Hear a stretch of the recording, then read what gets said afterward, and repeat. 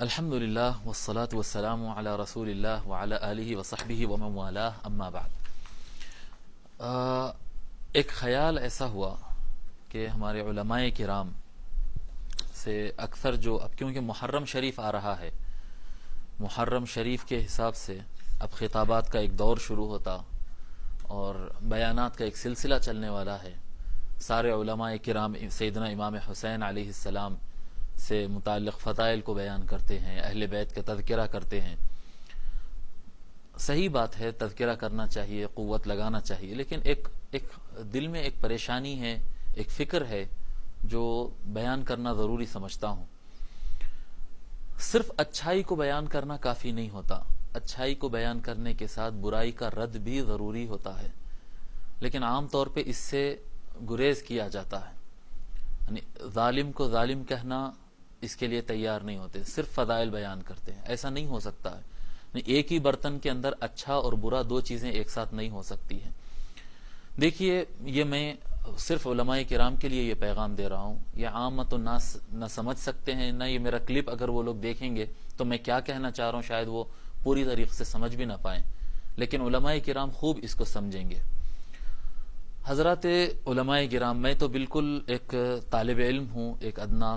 تاریخ کا اور حدیث شریف کا اور تفسیر کا ایک طالب علم ہوں۔ آپ میرے سے بہت زیادہ جانتے ہیں، آپ جانتے ہیں کہ تاریخ میں کیا ہوا، کیسا ہوا، کس نے ظلم کیا، ظلم کا آغاز کہاں سے ہوا۔ یقیناً یزید کو برا بھلا کہا جاتا ہے اور یزید بہت زیادہ برا تھا، اور جتنا وہ برا تھا ہم اس کو جتنا بھی برا کہہ لیں اتنا برا ہم نہیں کہہ سکتے جتنا وہ برا تھا، وہ بہت زیادہ برا تھا۔ لیکن کیا برائی یزید سے شروع ہوئی؟ کیا غلطیاں صرف یزید سے شروع ہوئی؟ میں سارے علماء سے یہ کہنا چاہتا ہوں کہ آپ کے سامنے تاریخ ہے، آپ کے سامنے احادیث ہے۔ یزید اگر شراب پیتا تھا تو وہ اس کا شراب کا پینے کا سلسلہ شروع کہاں سے ہوا؟ اگر یزید اہل بیت کو گالی دیتا تھا، اہل بیت کو قتل کرتا تھا تو یہ قتل کے منصوبے شروع کہاں سے ہوئے؟ یہ گالی دینا شروع کہاں سے ہوا؟ یہ اچانک کیا یہ کیونکہ زمانہ تابعین کا زمانہ تھا، کوئی دور کا زمانہ تو تھا نہیں، تو یہ اچانک امام حسین یعنی سارے کے سارے نیک اور متقی تھے خلفائے راشدین کے زمانے میں، پھر امیر معاویہ کے زمانے میں، اور سارے 50 55 60 سال، یہ 60 سال پورا ایک دم متقیوں کا تھا، اور اچانک یزید تخت پہ بیٹھتے ہی پوری دنیا بے وفا ہو گئی اور ایک دم شراب عام ہو گئی اور ایک دم جھوٹ عام ہو گیا، اور سارے اہل بیت پہ ظلم ڈھایا گیا اور اہل بیت کے نام لینے والوں کا اچانک ایسا پلٹی ہو گئی کیا؟ یا اس کا کچھ پروسیس ہے، اس کی کچھ تاریخ ہے؟ یہ ظلم کا آغاز ہوا کہاں سے؟ دیکھیے، یہ لوگ عام طور پہ یہ کہیں گے کہ نہیں، یہ مسائل کو نہیں اٹھانا چاہیے، نہیں کہنا چاہیے۔ نہیں بھائی صاحب، کہنا چاہیے، یہ مسائل کو اٹھانا چاہیے، یہ بات کو کہنا چاہیے، لوگ کو یہ سمجھنا چاہیے کہ وہ حق کو قبول کریں، اور وہ ظلم جو بھی ہو، جھوٹ جہاں پر بھی ہو، باطل جہاں پر بھی ہو، اس کا انکار ہونا چاہیے۔ حضور اکرم صلی اللہ علیہ وآلہ وسلم کے راست رشتہ دار تھے ابو لہب، راست رشتہ دار تھے، اتنا قریبی رشتہ تھا، لیکن آپ ایک طرف جہاں پر ان کے والدین کی عظمت اور ان کے خاندان کی عظمت اور ان کے مقامات اور ان کا نسب قیامت کے دن کام آئے گا، جہاں پر یہ بیان کرتے ہیں وہاں پر تبت یدا ابی لہب وتب بھی پڑھتے ہیں۔ آپ بتانا پڑے گا، یعنی ایک حق ہے، ایک ظلم ہے، ایک سچ ہے، ایک جھوٹ ہے، جی، ایک خلافت حق کا ہے، ایک بغاوت ہے، یہ آپ بہتر سمجھتے ہیں۔ احادیث شریفہ واضح ہے، اور حضور اکرم صلی اللہ علیہ وآلہ وسلم حدیث الثقلین میں بتا دیے ہیں کہ حق کس کے ساتھ ہے، اور حق کے ساتھ رہنے کے لیے کیا چیز لازم ہے۔ کتاب اللہ و عطرتی، کتاب اللہ و عطرتی، حدیث الثقلین اتنی زیادہ صحیح، اور بعض علماء نے اس کو متواتر لکھا ہے، جی، یہ حدیث الثقلین آپ کے سامنے ہیں، اور اس میں حبیب احمد کو آپ اٹھا کر پھینک دیں، یہ حبیب احمد کے الفاظ مت سمجھیے آپ کہ حبیب احمد یہ کہہ رہا ہے، نہیں، یہ مسئلہ ہماری ایمان کا مسئلہ ہے، یہ مسئلہ ہماری دنیا میں ایمان اور آخرت میں اللہ کے تعالیٰ کے سامنے کھڑے ہونے کا مسئلہ ہے۔ حضور اکرم صلی اللہ علیہ وآلہ وسلم حق کو اہل بیت اور ان میں خاص طور پر پنجتن پاک حضور صلی اللہ علیہ وسلم، مولا علی، سیدہ فاطمہ، امام حسن، امام حسین کے ساتھ ہونے میں بیان فرمایا۔ جو مولا علی کے مخالف رہے ہوں، جو امام حسن پر ظلم کیے ہوں، جو امام حسین پر ظلم کیے ہوں، اگر ہم ان کو بھی بچاتے ہوئے چلے، یعنی ہم حق کو بھی راضی رکھنا چاہتے ہیں، باطل کو بھی راضی رکھنا چاہتے ہیں، جی ہم جو امام مولا علی کے خلاف جو سازشیں کریں، جو ان کے اوپر ستم ڈھائے، امت مسلمہ میں دراڑ ڈال دیے، فساد ڈال دیے، ہم ان کو بھی لے کے چلنا چاہتے ہیں کہ مولا علی بھی خوش رہے، دشمن مولا علی بھی خوش رہے، اہل بیت بھی خوش رہے، دشمن اہل بیت بھی خوش رہے، اور سب کو جو ہے ہم ایک ساتھ رضی اللہ عنہم کے ایک بڑی بریکٹ ہم بنائیں گے، سب کو رضی اللہ عنہم بول کر لے کے چلیں گے۔ میرے محترم بزرگوں اور دوستو، یہ نظام یہ نہیں چلنے والا ہے، یہ نہیں ایک ہی برتن کے اندر ایک خوشبودار اور بدبودار دونوں کو ہم جمع کر دیں گے، یہ نہیں ہو سکتا یہ۔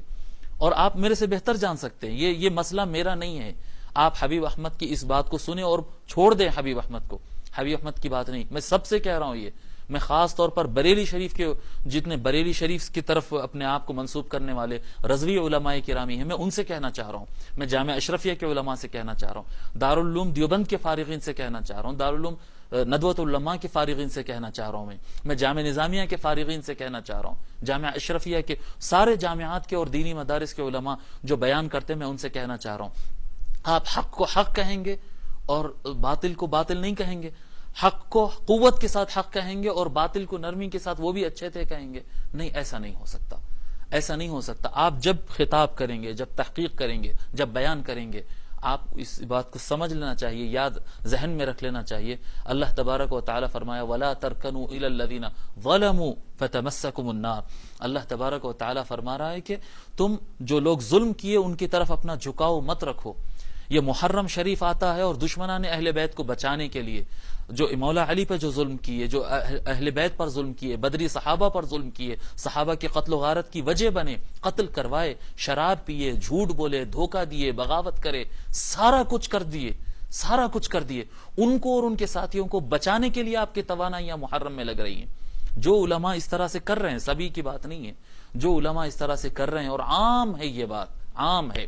مولا علی کی شان بھی بیان کرنا اور دشمن مولا علی کو بچانے کے لیے پوری طاقت لگا دینا اپنی، محرم کے مہینے میں ان کے من گھڑت روایتوں کو لا کر حضور کی حدیث فرما کر ان کو بچانے کی کوشش کرنا، نئی سو تعویلیں کر دینا، نئی سو تعویلیں کر دینا، حضور صلی اللہ علیہ وسلم کے فرمان کو موڑ دینا ان کو بچانے کے لیے۔ محترم علماء گرامی، میں سارے علماء چاہے دیوبند کے ہوں، بریلی کے ہوں، نظامیہ کے ہو، اشرفیہ کے ہو، اور کہاں کے ہو، سارے علماء سے میں یہ اپیل کرتا ہوں، اللہ تبارک و تعالیٰ فرما وَلَا تَرْكَنُوا إِلَى الَّذِينَ ظَلَمُوا، اے لوگو تم ظالموں کی طرف مائل مت ہو،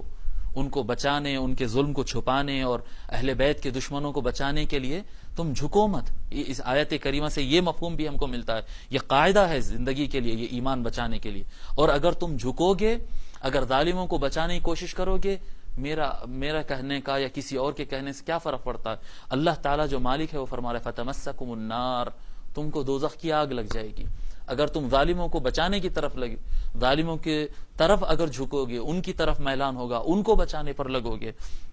فَتَمَسَّكُمُ النَّارُ وَمَا لَكُم مِّن دُونِ اللَّهِ مِنْ أَوْلِيَاءَ ثُمَّ لَا تُنصَرُونَ۔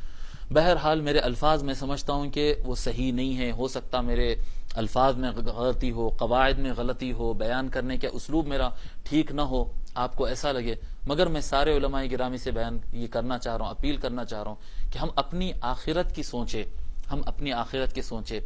وہ جو ہیں وہ سیدہ شباب اہل الجنہ ہے، وہ سیدۃ نساء العالمین ہے، وہ ابوہما خیر منہما، حضور صلی اللہ علیہ وسلم فرمائے، ان کے مقامات الگ ہے، ان کے زمرے میں ہو جائیں، بالکل واضح دو ٹوک ہو جائیں، ایسا نہیں چلنا چاہیے، تھوڑا ان کو بھی لے کے چلے، ان کو بھی لے کے نہیں، حق کے ساتھ مکمل طریقے سے ہو جائے، باطل کو مکمل رد کر دیں، ان کی جانبداری، ان کو بچانے کی کوشش نہ کی جائے۔ میں یہ نہیں کہہ رہا ہوں کہ ان کا ہجوم کی جائے، ان کی مخالفت کی جائے، جو مخالفت کرتا ہے وہ بھی برحق کرتا ہے، اگر کوئی دشمنان اہل بیت کے خلاف بولتا ہے تو بولنا چاہیے، میں بھی بولتا ہوں، دشمنان اہل بیت کے خلاف بولنا چاہیے،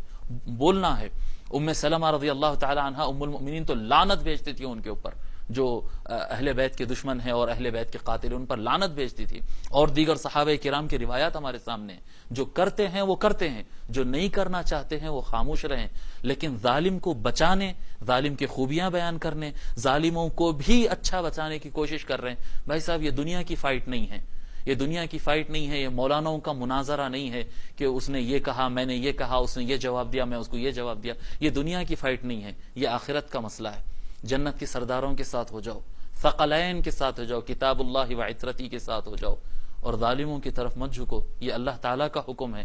پھر مجھے معاف کر دیجئے اگر میں الفاظ میں سخت سست کچھ اونچ نیچ اگر کہہ دیا ہو، تو جو حضرات سے میں یہ بیان کرنا چاہ رہا ہوں وہ خود یہ بات کو اچھی طریقے سے سمجھ سکتے ہیں۔ اللہ تبارک و تعالی ہم کو صحیح راہ پہ چلنے، حق کو دیکھنے، حق کو سمجھنے، حق کو اپنانے کی توفیق عنایت فرمائے۔ السلام علیکم ورحمۃ اللہ۔